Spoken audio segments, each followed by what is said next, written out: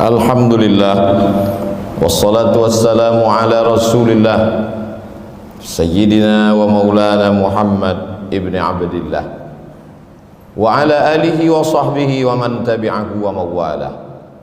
Ashhadu an la ilaha illallah wahdahu la sharika lah wa ashhadu anna sayyidana Muhammadan abduhu wa rasuluhu la nabiyya ba'dah. Allahumma salli ala sayyidina Muhammadin an-nabiyil ummi wa ala alihi wa sahbihi wa barik wa sallim. Qala Allah Ta'ala fil Qur'anil azim wa huwa asdaqul qailin. A'udzu billahi minasy syaithanir rajim. Ya ayyuhalladzina amanu taqullaha haqqa tuqatih wa la tamutunna illa wa antum muslimun. Wa qala ta'ala fi ayatin ukhra. Ya ayyuhalladzina amanu taqullaha wa qulu qawlan sadida yuslih lakum a'malakum wa yaghfir lakum dhunubakum wa man yuti'illaha wa rasulahu faqad faza fawzan 'azima. Ibadallah, usikum wa nafsi bi taqwallahi wa ta'atihi faqad fazal muttaqun. Jamaah Jumat yang dimuliakan Allah Subhanahu wa taala, ada makna-makna yang tidak bisa diwakili oleh kata, karena kata terlalu miskin untuk mewakili makna. Maka perlu diungkapkan dalam bentuk perumpamaan dan permisalan. Seorang laki-laki yang dikecewakan oleh seorang perempuan, budi baik, berbagai macam hadiah, emas, intan, permata yang diberikan tak lagi bermakna, maka kata-kata tak dapat mewakili perasaannya. Dia akan mengungkapkan dengan perumpamaan, cintamu bagaikan air yang jatuh ke daun keladi, jatuh tertumpah namun tak berbekas. Begitulah perumpamaan, begitulah contoh. Sehingga dengan perumpamaan yang singkat mengandung makna yang padat, berbekas di dalam hati. Maka Allah Subhanahu wa ta'ala dalam Al-Quran banyak sekali mengungkapkan permisalan, contoh perumpamaan. Ketika Allah bercerita tentang rumah, inna awhanal buyuti la baitul ankabut, rumah yang sangat lemah, rumah yang sangat rapuh dan mudah tumbang adalah rumah sarang laba-laba. Membuatnya sulit, rumit, jelimet, susah dan payah, tapi menghancurkannya, bahkan hanya satu hembusan nafas pun sarang laba-laba akan hancur. Maka jangan sampai kita membangun amal-amal kita ini seperti bangunan sarang laba-laba, membuatnya lama dengan segala kesulitan dan kesusahan serta kerumitan, tapi hanya satu pukulan tangan, bahkan hembusan nafas, dia hilang, tak bersisa sama sekali. Bagaimana dengan iman? Terlalu panjang kalimat bercerita tentang iman, maka Allah berikan perumpamaan. Kasyajaratin thayyibatin, pokok kayu yang kokoh dan kuat, akarnya tunggal menghunjam ke tanah, wa far'uha fis sama, pucuknya sampai ke langit. Begitulah perumpamaan iman. Sekali la ilaha illallah, maka sampai mati tetap la ilaha illallah. Saat senang la ilaha illallah, saat susah pun tetap la ilaha illallah. Seperti pokok kayu, angin puting beliung datang, dia tidak akan tumbang. Kalaupun patah, maka akarnya tidak akan tercabut. Begitulah Allah Subhanahu wa ta'ala membuat perumpamaan dalam Al-Quran tentang orang yang bersedekah. Kalau dia bertanya, wahai tuan guru, wahai kiai, wahai ustadz, wahai alim, wahai ulama, wahai para habaib, kalau aku berinfak, berwakaf, bersedekah, apakah pahalanya banyak? Banyak. Bagaimana banyaknya? Maka perlu perumpamaan. Bagaimana Allah memberikan perumpamaan orang yang bersedekah? Mathalul ladzina yunfiquna amwalahum fi sabilillah, perumpamaan orang yang bersedekah, menginfakkan hartanya di jalan Allah. Kamathali habbah, satu biji, ambatat sab'a sanabil, tumbuh 7 bulir 7 cabang. Wa fi kulli sumbulatin mi'atu habbah, dalam satu bulir ada 100. 1 jadi 7, dalam satu bulir ada 100 menjadi 700. Terbayang dalam pikiran benak kita, oh ternyata begitu kelipatan yang luar biasa. Apakah hanya sampai 7 sampai 700 saja? Tidak. Wallahu yudha'ifu liman yasha. Allah kuasa untuk melipat gandakan lebih banyak daripada itu. Begitulah mudahnya Allah dengan kata-kata yang singkat, dengan penuh perumpamaan, masuk ke akal pikiran kita. Tidak perlu memberikan contoh yang panjang lebar dengan kalimat yang mubazir. Perumpamaan membuat kita paham tentang sesuatu.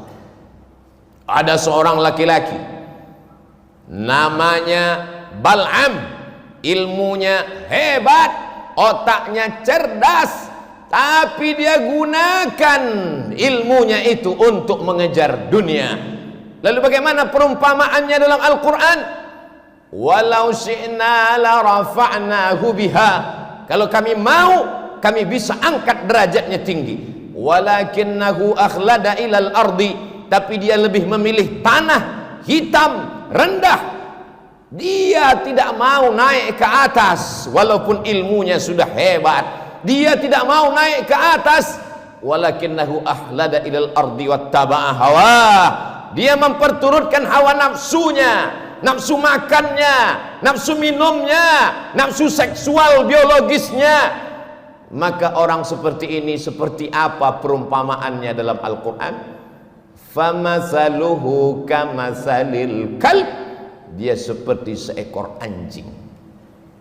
Famasaluhu kamatsalil kalb, dia seperti seekor anjing.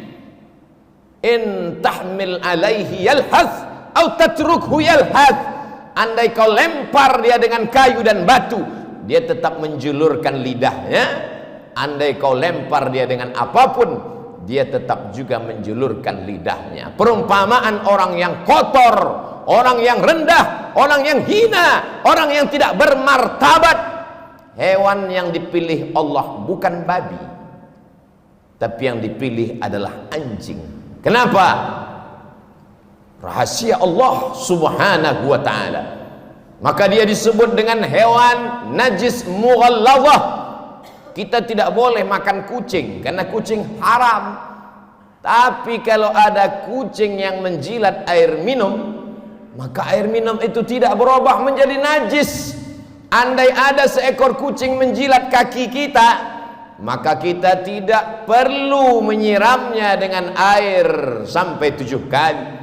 Tapi anjing, apa kata Nabi SAW? Idza walagal kalbu, kalau ada seekor anjing walagha, menjulurkan lidahnya, fi ina'i ahadikum, di dalam bejana tempat air minum kamu, fa ahriquhu, tumpahkan, buang semuanya. Setelah airnya tumpah, bejana tempat air minum, baskom, ember mesti dicuci 7 kali, dan salah satu dari air itu mesti dicampur dengan air tanah.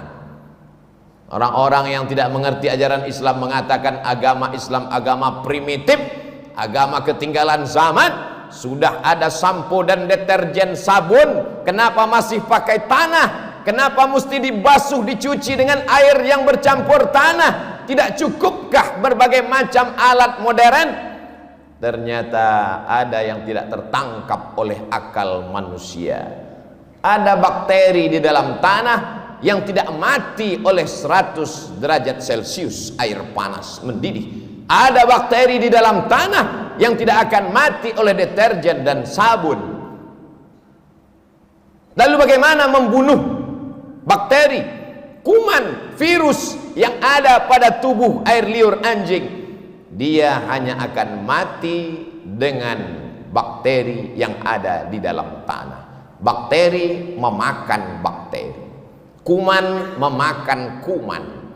Maka bagi yang mereka mengerti tentang teori vaksin, memasukkan virus jinak ke dalam tubuh untuk melawan virus yang dahsyat. Sesungguhnya di dalam tanah itu ada virus bakteri yang akan melawan bakteri yang ada di dalam air liur anjing. Itu hanya dapat dipahami oleh manusia yang takut kepada Allah Subhanahu wa ta'ala. Tapi ada kalanya Allah Subhanahu wa ta'ala menyebut anjing dalam satu ayat surat Al-Kahfi yang dibaca pada hari Jumat, siang Jumat, petang Jumat. Yang sudah membaca surat Al-Kahfi hari ini alhamdulillah. Yang belum membaca selesai sholat Jumat segera dibaca sampai nanti petang asar, ba'da asar hari Jumat, waktu mustajab berkabulnya doa. Jangan sampai tenggelam matahari Jumat kita belum membaca surat Al-Kahfi. Dalam surat Al-Kahfi ayat 22 berulang kali Allah menyebut makhluk ini. Mereka mengatakan 3, padahal ada yang keempat anjingnya. Mereka mengatakan 4, padahal ada yang kelima. 5, ada yang keenam. Mereka mengatakan 7, yang ke-8 adalah anjingnya.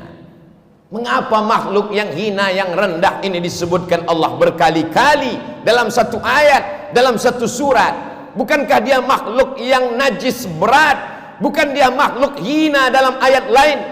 Allah ingin menunjukkan walaupun seekor anjing, tapi kalau dia mengawal Ashabul Kahfi, anak-anak muda yang memperjuangkan agama Allah, diangkat Allah derajatnya.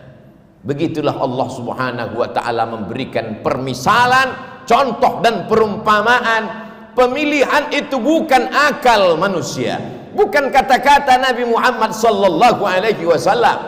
Wa ma yantiqu 'anil hawa, dia tidak mengikuti hawa nafsunya. In huwa illa wahyun yuha, melainkan wahyu dari Allah Subhanahu wa ta'ala. Dimanapun umat Islam sampai, maka yang pertama kalimat keluar dari mulutnya adalah Allahu Akbar, Allahu Akbar.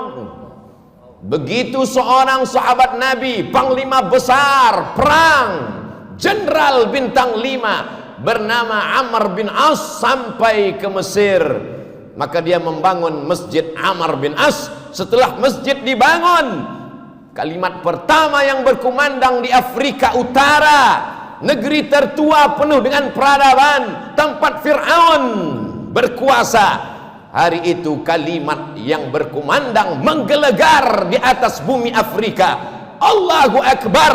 Setelah nama Allah, maka nama Nabi yang paling mulia. Tidak ada alam semesta kalau tidak ada dia, tidak ada surga, tidak ada aras kalau bukan karena dia. Maka kalimat yang paling tinggi setelah Allah, asyhadu anna Muhammadan Rasulullah. Tidak ada yang lebih hebat daripada itu. Kalimat yang paling tinggi adalah seruan azan. Binatang yang paling rendah, paling hina, paling kotor, paling najis adalah anjing. Lalu bagaimana mungkin bisa tersilap dan tersalah mengumpamakan azan dengan anjing? Maka sesuatu yang tidak mungkin masuk di akal manusia. Itulah mengapa sebelum melangkah kaki kita katakan bismillahi tawakkaltu 'alallah la haula wala quwata illa billah. Dari bumi Lancang Kuning aku akan pergi ke bumi Pasundan. Aku akan menemui saudara-saudaraku sebangsa setanah air. Kulangkahkan kakiku atas namamu ya Allah. Yang akan kusampaikan adalah kalammu ya Allah. Yang akan kuceritakan adalah sabda Rasulmu ya Allah. Jangan sampai aku salah ucap, salah kata. Kita selalu berdoa meminta bimbingan Allah. Sampai-sampai sebelum membaca Al-Quran pun tetap dikatakan, فَإِذَا قَرَأْتَ الْقُرْآنِ, kalau kau mau baca Quran, فَاسْتَعِذْ بِاللَّهِ, minta lindung kepada Allah. Supaya apa? Jangan salah faham, jangan salah pikir, jangan salah omong. Karena tidak akan mungkin terjadi menurut akal logika manusia seruan yang tinggi, yang hebat, yang gagah perkasa ketika anak manusia lahir. Pertama kali matanya melihat dunia, yang dibisikkan ayahnya pertama kali ke telinganya adalah asyhadu an la ilaha illallah.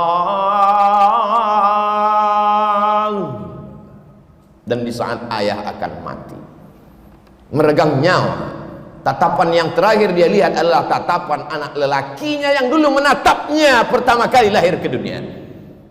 Suara yang ingin dia dengarkan adalah suara anak lelakinya yang dulu dia azankan saat lahir ke dunia. Maka kalimat yang dia bisikkan ke telinga ayahnya adalah la ilaha illallah. Itulah mengapa kita rindu pada kalimat itu. Kemanapun kita pergi, ke Amerika, ke Eropa, ke Australia, kita akan melihat jam dan akan bertanya, mengapa azan belum berkumandang?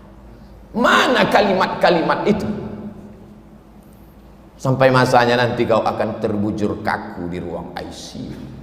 Di saat itu anak menantu sibuk dengan dunianya, kau sendirian di dalam tempat yang sepi di tengah keramaian.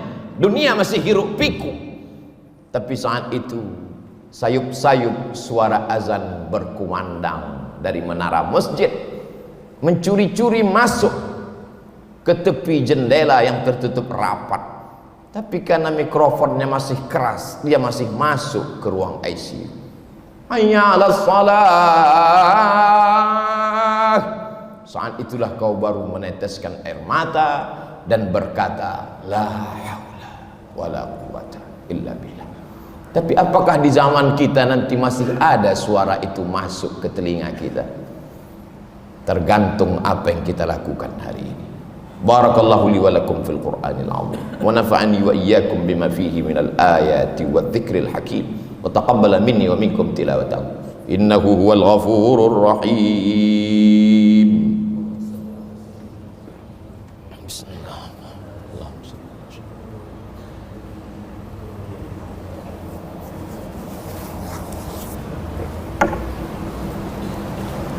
Alhamdulillahilladzi bi ni'matihi tatimmu shalihat wassalatu wassalamu ala sayyidis sadat wa ala alihi wa ashabihi ahlil fadaili wal karamat.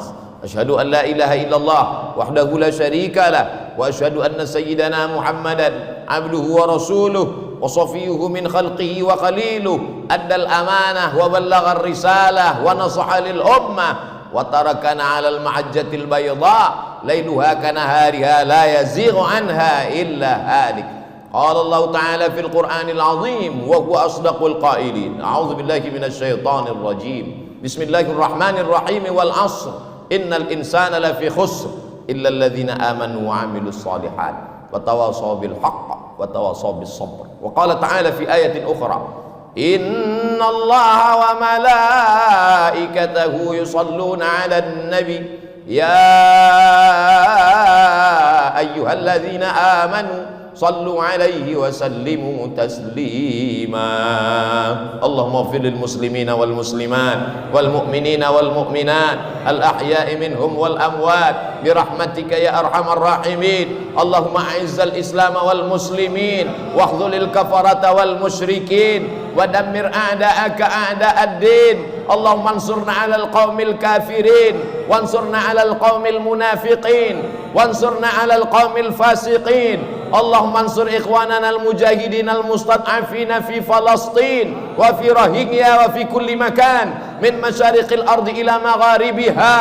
Allahumma dammir a'da'aka a'da'ad din. Allahumma shattid syamlahum wa farriq jam'ahum waj'al kaidahum fi nuhurihim. Allahumma dafa'anna al-ghala wal waba wal fahsya wal riba wal zina wal munkar was suyuf al mukhtalifata was syada'ida wal mihan ma dhahara minha wa ma batan min baladina hadha khassah wa min buldanil muslimina ammah. Ibadallah, usikum wa nafsi bi taqwallahi wa ta'atihi faqad fazal muttaqun. Innallaha ya'muru bil 'adli wal ihsan wa ita'i dzil qurba wa yanha 'anil fahsya'i wal munkari wal baghi ya'idzukum la'allakum tadhakkarun. Fadhkurullahal 'azima yadhkurkum was'aluhu min fadlihi yu'tikum wa la dzikrullahi akbar wallahu ya'lamu ma tasna'un. Aqimis shalah.